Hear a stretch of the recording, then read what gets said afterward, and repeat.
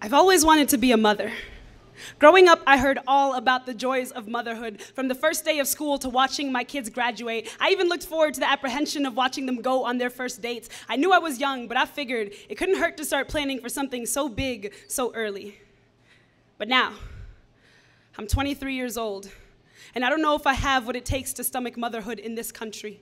Over the years, America has taught me more about parenting than any book on the subject, has taught me how some women give birth to babies and others to suspects, has taught me that this body will birth kin who are more likely to be held in prison cells than to hold college degrees. There is something about being black in America that has made motherhood seem complicated.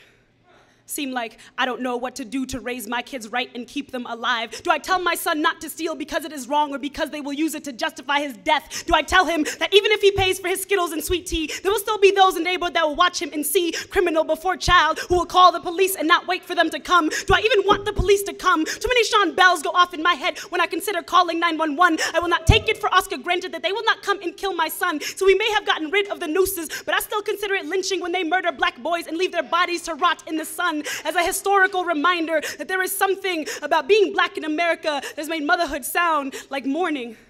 Sound like one morning I could wake up and see my son as a repeat of last week's story. Sound like I could wake up and realize the death of my daughter wouldn't even be newsworthy. You can't tell me Renisha McBride is the only black woman whose violence deserved more than our silence. What about our other dark-skinned daughters in distress whose deaths we have yet to remember? Apparently, gender is not that great of a protector if you come out of a body that looks like this. There is something about being black in America that has made motherhood sound like something I'm not sure I look forward to.